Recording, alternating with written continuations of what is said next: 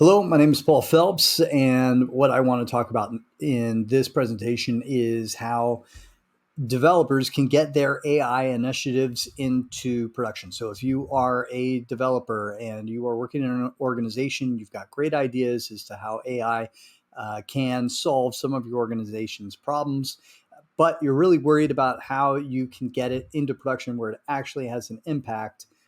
This is a presentation for you. This QR code goes to my LinkedIn. Please connect with me there. I'm an experienced project manager. I've built a few pre-LLM AI projects for businesses and let's see, call center space, government services. There were big impacts even then. But only 1 in 20 AI projects in organizations by one survey makes it to production. That's gone viral. You've probably seen that news previously. I'm very interested in identifying the best practices and the common features of the 5% of AI projects that are successful in organizations while we're still in the FAFO phase of AI. The truth is, most AI initiatives fail to reach production. This is what developers can do to beat the failure rate. So this is the MIT Sloan white paper that went viral. I'll hopefully have a link to it in the description. This data comes from MIT's NANDAS project. It's a 6-month study of 300 plus AI implementations across enterprises. There's some significant flaws in the methodology, but anecdotal evidence supports this is largely true. Scared businesses are already skeptical of adopting AI. What's the problem? So sometimes it's RAG, sometimes it's memory, sometimes it's complexity, sometimes change management, sometimes it's AI without a purpose, sometimes it's outsized expectations and bad data. Regardless, organizations right now don't know how to run AI initiatives. And you can't control the organization, but you can control the way you build so your initiatives have a better chance of reaching production. So you perhaps have never, your organization's never put an AI initiative into production before. You've never tried one before. This is true of most organizations at the time I'm recording this. So what I've done is I've put together a framework that I call Simpler. It's a kind of hard to remember acronym as to what it all stands for, but it was one way to try to make it simpler. And what it does is it goes through each of the requirements for an organization's first and probably first few AI initiatives. Uh, Usually, I think in a lot of those, the 95% of initiatives that are failing inside of organizations, they're not considering these types of requirements. And what makes it worse is that oftentimes that first failure means that all of AI is therefore disregarded for future initiatives. So you're going to lose the chance to not only build the fun AI stuff now, you may lose the opportunity to build the fun AI stuff in the future. If your project is high risk, it's unmeasured, if it's tied to new data, it's disruptive to workflows, it's already structurally weak. And the simpler framework is one way to make sure that you don't fall into any of those traps. You're often asked to build projects that never had a real chance, but your job is to tilt the odds back in your favor through the way you build and the way that you collaborate. So safe and internal, I'll go through these real quick. Safe and internal, what I mean by this is that you're not changing anything inside the company's data that is going to mess up with any regulations or even mess with regulations in any way, shape, or form, not even playing with things like HIPAA. Yeah, it depends on your industry. There may be some other requirements or other frameworks, other requirements that you want to steer clear of. Internal means that it's internal facing. It's not a workflow or an initiative that's going to face customers, because customers, when they face new AI, will generally get upset, especially if it's not absolutely spot on right from the get-go. So avoid that by making sure that it's only facing internal stakeholders and no external stakeholders. You want it to be iteratable and expandable, because if that first project does get traction within your organization, you're going to want to have room for it to expand and grow throughout the organization, so it can further prove the value of AI. Measurable in minutes or dollars. This is a requirement of most initiatives, but it is an absolutely crucial here. P, practical workflow value. And what we mean by that is that the current workflows inside your organization, it's going to be able to help them. You don't want to create an initiative that's going to replace entire initiatives. You just want to insert your AI into current workflows and have that show value to your internal stakeholders. Low change management. This is sort of the same coming on from using current workflows. If you are not replacing your the current workflows with new workflows, you've got a better chance of it actually getting used without too much pushback, because it's just a different email that they got to send to, or it's they're receiving communication a little faster, whatever it might be. You want low change management. So designing an initiative that's not going to upset the apple cart too much inside your organization. E is existing tools and data. You don't want to be trying to go out and purchase new sensors and use sensor data. It just adds a ton of complexity that you're going to want to save for future initiatives. You don't want to be having to purchase new software that's going to send out new alerts, because it just requires a whole bunch of further research that any of the new tools and data that you're trying to get into your AI, are they actually representing what they claim to represent? We don't know. Real C-suite visibility. This is it. You want to make sure that the C-suite is aware of your initiative and are watching over it, and that way they can help get through any barriers that you may have when you're trying to release this into production, and they will be hopefully excited when they see the success that you have. We don't want this to happen in the shadows. So one of the major truths that we've got right now that's a big difference in how organizations are working with AI currently compared to how they used to. And this is before you have any real AI initiative, is you may be vibe coding it. And when you are vibe coding, your development accelerates, but deployment has not accelerated. 6 years ago, build speed and deployment speed were roughly aligned, right? So the amount of time it took your project management team, your business analysts to document properly the initiative, they get it over to you, and then you release it out, and then it can get deployed. All of that was fairly aligned because organizations have been used to doing that for decades now, 30 years. But today, developers can ship working AI prototypes in a few hours. So your development speed has accelerated incredibly, while deployment is still stuck at the speed it's always been. It still crawls through governance and risk and compliance and infrastructure and the sign-offs that you need from different people inside the organization. So the gap between building speed and deploying speed has become a failure zone. Most prototypes do not succeed because they are bad, but because they age out while waiting for organizational green lights. We've seen this all before, where you're given an initiative and told, we need this right away. And by the time you've built it and put it out into the wild, or you've built it and it's queued to get put out into the wild, priorities have completely shifted, and there's some new fire that the organization wants to put out. So that's a gap, and it's one of the biggest gaps that's going to cause things to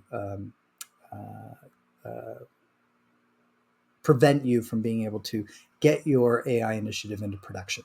But that's only one of 4 different incompatibilities.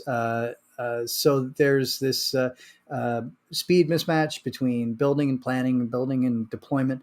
There is not you got non-deterministic results that come out of your AI initiatives, and that is completely different from what organizations are used to.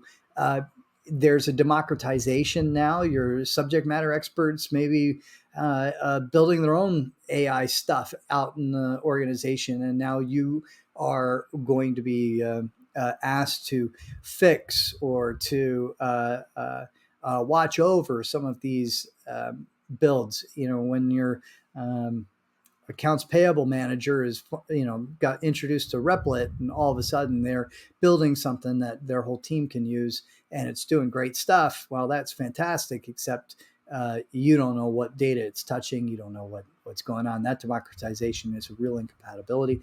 But it doesn't mean that SMEs should not be building their own tools. We'll talk about that later. And there's no finish line for AI systems, and we're going to talk about that a lot in just a few minutes. So starting with this speed mismatch, so here's an example. So the marketing wants a document Q&A bot. So the traditional project manager process, there's like 3 to 8 weeks gathering requirements, 2 weeks prioritizing features. There's I don't know how much time is spent writing a 40-page spec document. Meanwhile, the developer, you can build a working prototype in 2 days, brain dumping ideas into Claude code while you're on a treadmill. So by the time the spec gets approved, the prototype has been tested by 15 users and iterated 3 times. The spec was irrelevant before the project manager finished writing it. This is a speed mismatch. Planning velocity hasn't kept pace with development velocity. And I want to refer to something that Sam Altman said recently, which I think is pretty interesting. He says that feedback is more important than foresight. See, his exact quote is something along the lines of ship chaos, observe order, scale the mutation. So this goes way against the way most organizations have organized their SaaS initiatives and software initiatives that you've built inside your organization in the past, which is you get it right, and then build it right. So Altman is saying, no, just ship something, and you'll figure out how to make it better as you go along. That may not be for every organization, but it gives you a sense of the how this mismatch now exists and how it can be reflected, the speed mismatch that is. So incompatibility number 2. So it's democratization. So you may think I might be crazy when I'm suggesting that somebody in your organization is going to start playing with make.com or N8N and start building stuff for themselves. But we're already seeing how people and organizations are using ChatGPT on the down low, and just wait till they start using Claude Code. So yeah, it's a big gap, and you're going to suffer from it because you're going to have all these internal tools that your SMEs are building. There's going to be no support tickets, no spec, no governance, but then people are going to get dependent on it. And once it's in production, you're inheriting support for it. And it's something that you've never approved, you had nothing to do with. The tools are so accessible now that traditional gatekeeping just doesn't work. It used to be able to until they learn how to write Python, I don't have to worry about nothing. Well, that's not true anymore. People can just build around you. And whether this is happening in your organization now, maybe not, but it's coming. So that incompatibility number 3 is that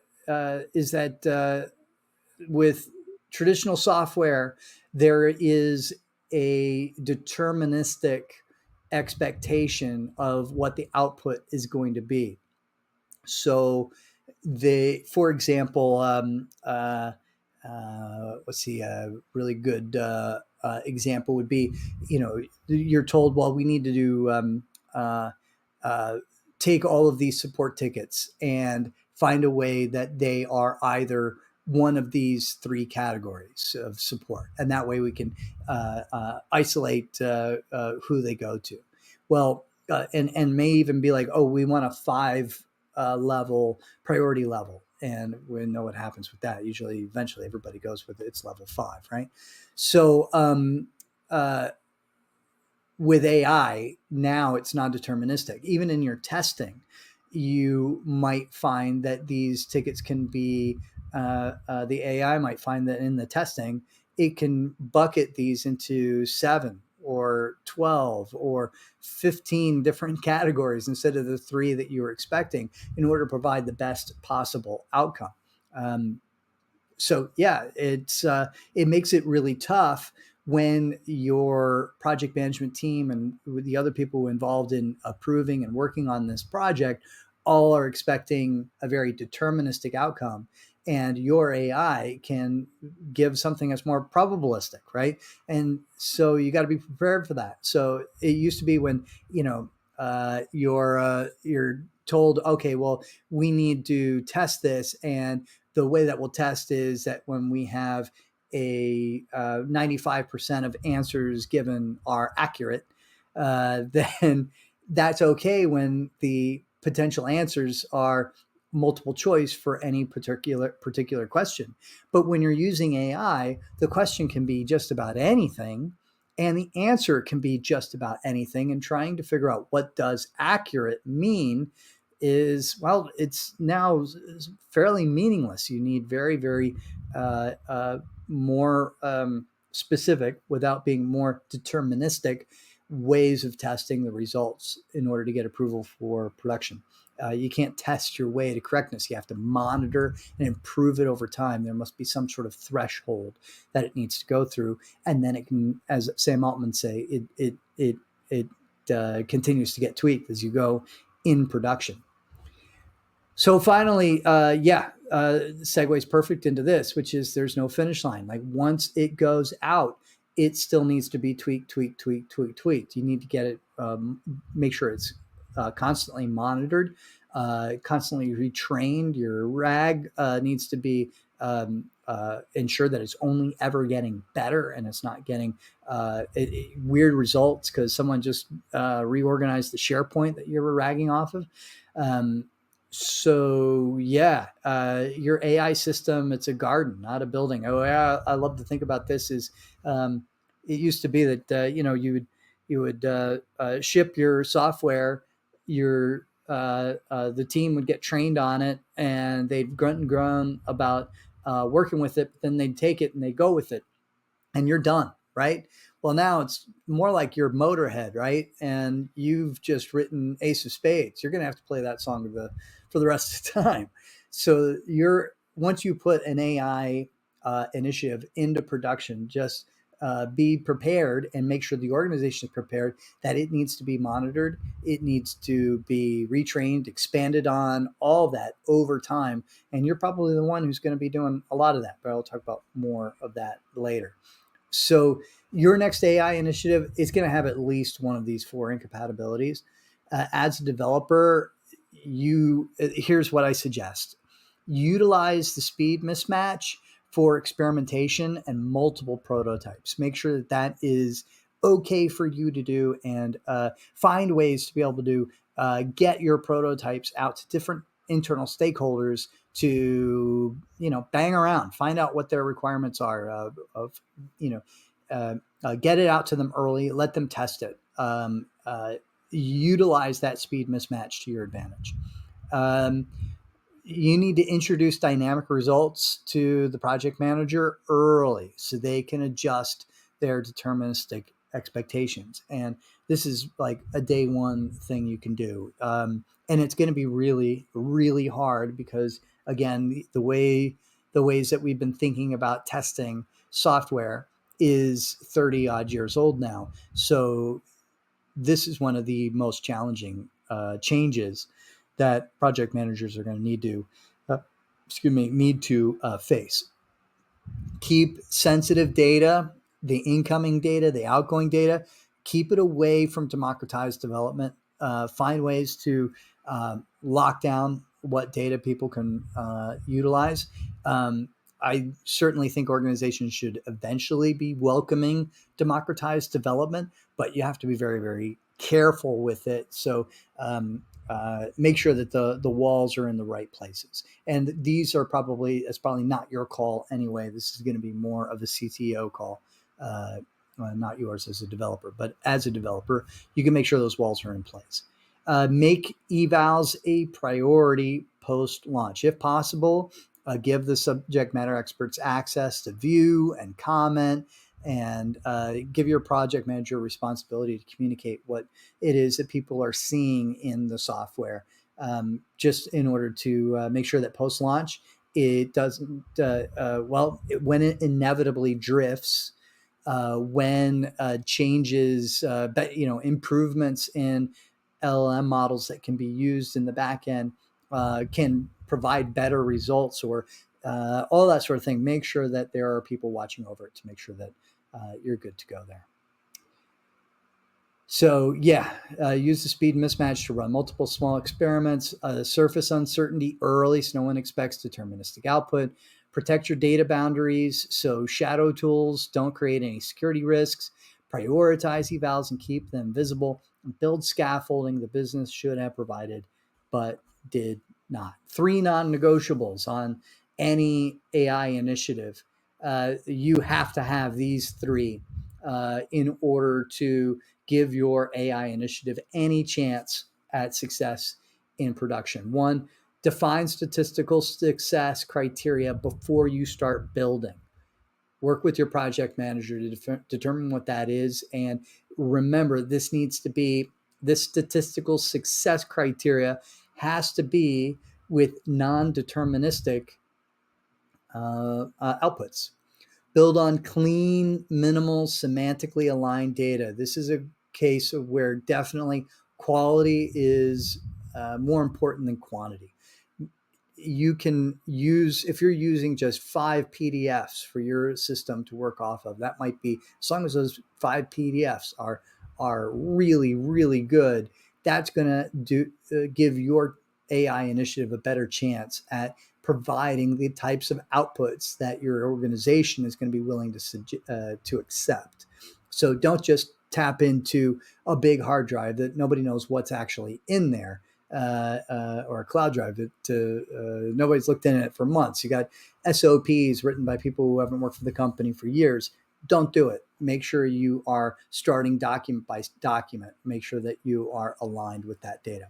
And then set up monitoring before launch. Again, we're going to talk about this in more depth in a few minutes.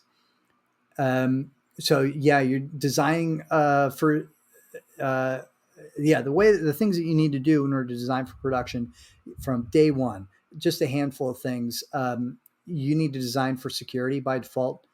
That's just day one. Make sure that your system is not going to break anything. You design for compliance by default. So if there are rules inside your organization that your system needs to fall within, make sure that from the moment you start building your initiative, you've got that compliance built in.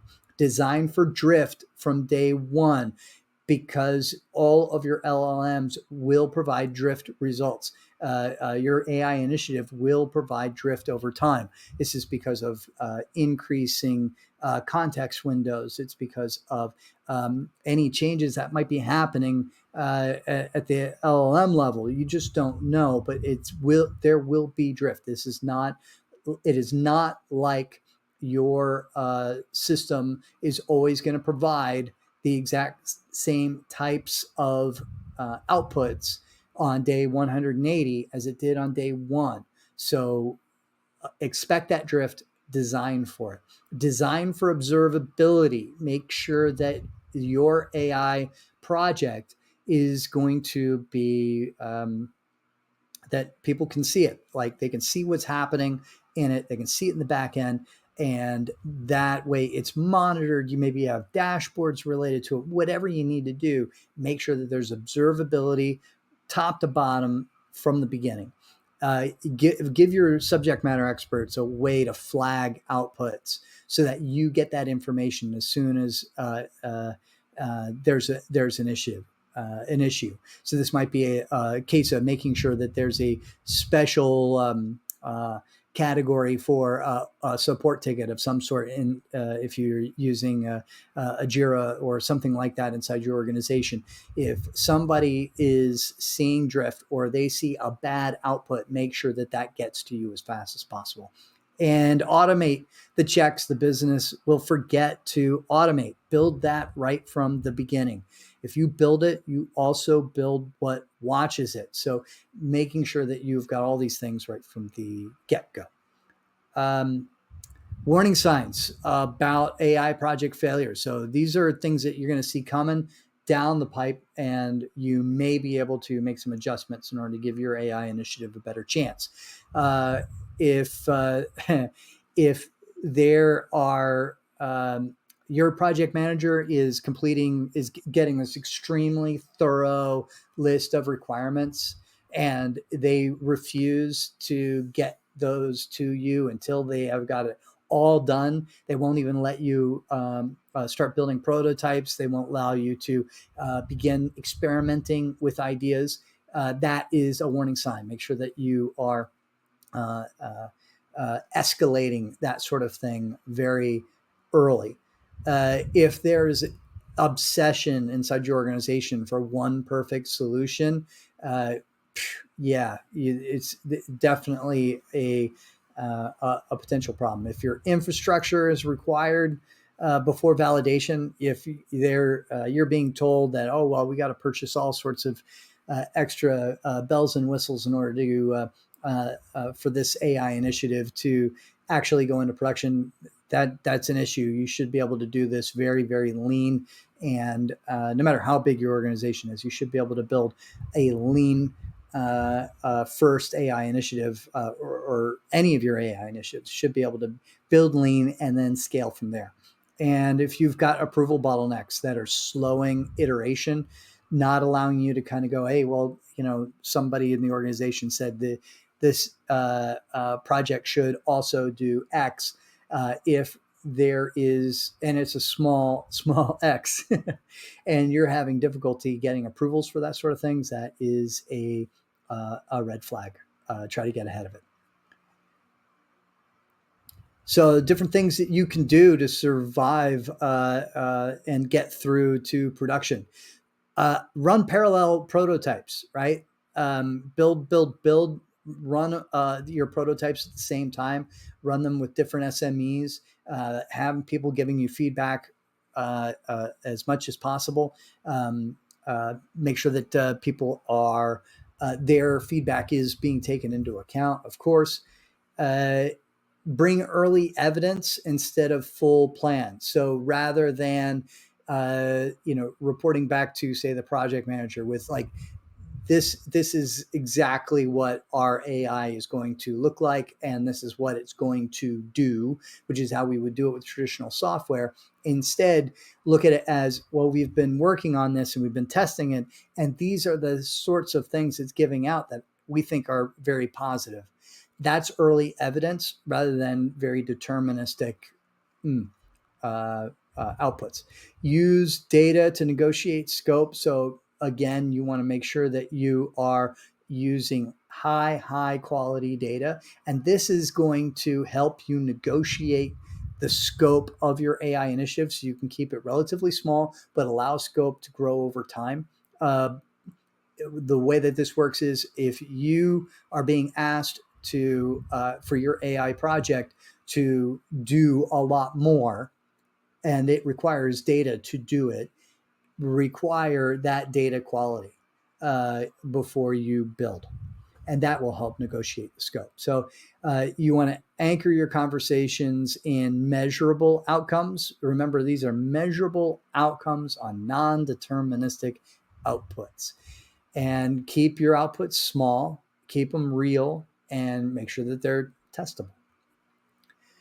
So there's a continuous cycle that you need to adopt in order to, as you start to get these AI initiatives out into production, you want to build and learn. That's one step. Build and learn. You are learning from what it is that you've got out in either in production or just as prototypes. That's what you learn from, rather than learning from, say, a huge amount of documentation that you get from your project manager. You need to measure against statistical goals, make sure that it is measurable, the old SMART goals, right? Specific, measurable, time constrained, all that. And then you improve. Once you've gotten it out there, you want to make sure that you're taking all those learnings and you're improving your system, so it's getting better and better. It's satisfying the needs of the business better and better. It's uh, uh, potentially allowing scope creep to happen at that point when you've got really great data that you can also incorporate into your existing AI initiative, your AI project. You can begin to look at even becoming cross-departmental, for example, and then monitor and maintain it. So, uh, uh, well, let's talk about that. So, just one last thing on that. Once you're in production, it's a long tail, right? It's not a stop sign. So, um, yeah, monitoring is a continuous, collaborative responsibility, not a post-deployment afterthought, as frankly it is with software. Most developers treat deployment like graduation day, but in AI, it's more like parenthood. The system's alive now, and you're responsible for its behavior. Again, you're Motorhead, and this is the Ace of Spades, and you're on tour forever. So, uh, yeah, LLMs, RAGs, classifiers, they drift the moment they meet real users. You're going to have tons and tons of edge cases just because people are going to be often using natural language with your AI. And there's no way that you can guess all of the possible inputs that people are going to put in there. If you're not watching your AI project, it's already changing. So there are 4 monitoring roles in what I'm calling the AI success framework, or AI initiative success framework. The 4 monitoring roles are developers, SMEs, project or product managers, and compliance and security teams. So developers, you're tracking the technical health, like latency, token costs, hallucination rate, drift, all that stuff. Subject matter experts, the people in the organization you built this for, they should be tracking correctness and domain alignment. Is it still giving the right advice? Is it still providing the right types of outputs? Your project and product managers, they should be tracking the business alignment of your AI project. Check the ROI, check the adoption curve, keep an eye on usage patterns, all that sort of stuff. You want to make sure that they are also being potentially the conduit between SMEs and you and your team to understand what it is that SMEs are seeing inside their AI project that they now have in production, and the project manager or the business analyst can translate for you as to what it is that what are the potential problems, what are the potential opportunities, what are the potential challenges, and exactly how those need to be addressed. And then last, your compliance and security teams. Obviously, this is for more mature AI projects, but they should be tracking governance, tracking trust.